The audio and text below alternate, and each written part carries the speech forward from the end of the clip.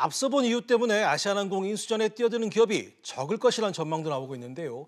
반대로 인수기업들이 아시아나항공의 몸값을 낮추려는 전략이라는 분석도 있습니다.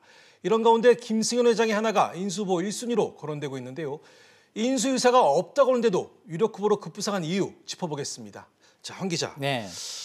하나인수전에 힘이 실리기 시작한 게 최근 롯데카드 인수전에서 발을 빼면서부터인데 네. 그동안 롯데카드 인수에 상당히 공을 들였는데 왜 갑자기 포기를 한 걸까요? 먼저 이제 하나그룹은 아직까지 공식적으로 부인하고 있지만 네. 이 롯데카드 인수전에서 발을 뺀 게 이 아시아나항공의 인수를 위한 실탄 마련 때문이 아니냐 이런 얘기가 나오고 있습니다. 예. 이 롯데카드 인수는 그 몸값만 1조 원대로 얘기되고 있는데요. 이 하나그룹의 금융 사업을 맡은 이 김승현 회장의 차남인 김동원 하나생명 상무가 야심차게 추진해 왔습니다.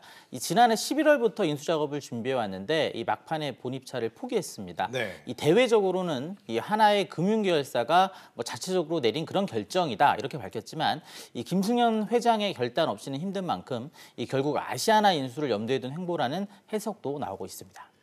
알겠습니다. 그리고 또 하나가 최근 하나가 서울시내 면세점을 포기했지 않습니까? 네.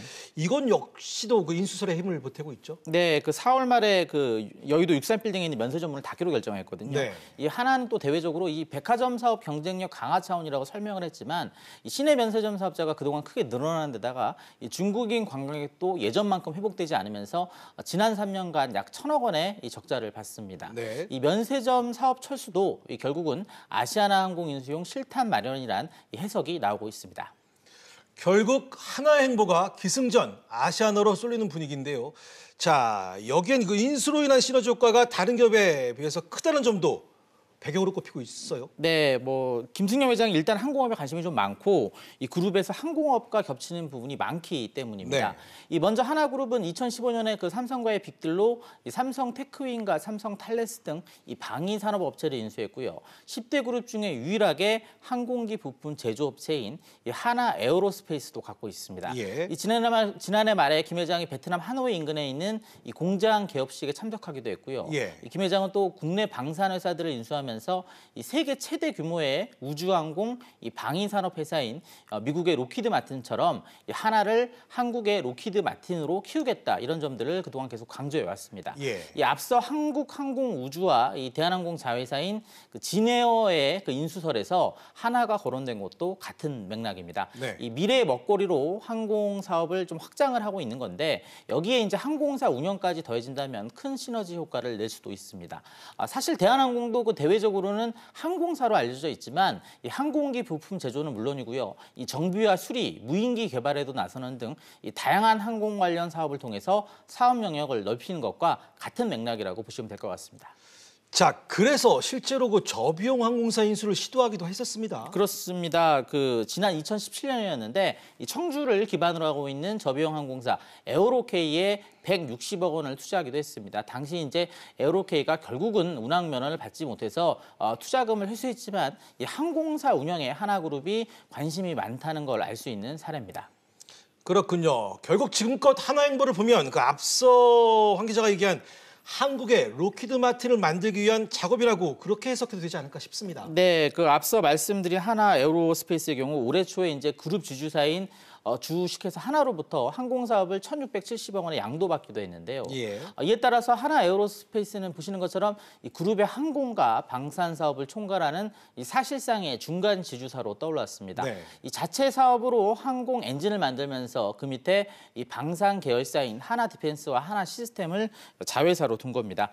지난해 하나그룹은 항공과 방산 사업에 2022년까지 4조 원을 투자한다는 로드맵을 내놓기도 했습니다.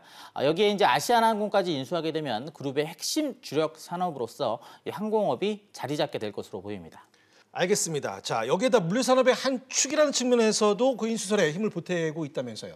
네, 하나그룹의 물류를 담당하는 곳으로 한익스프레스라는 회사가 있는데요. 예. 김승현 회장의 누나인 김영애 씨와 또 특수관계인들이 경영권을 갖고 있습니다. 네. 현재 이 업체가 하나그룹 계열사들로부터 국내 화물 운송과 또 해외 운송 주선 서비스를 도맡고 있는데요. 네. 아시아나항공 인수 후에 항공 물류 사업만 따로 떼어내서 이 회사에 몰아줄 가능성이 제기가 되면서 최근 이 회사의 주가가 크게 올랐습니다. 네.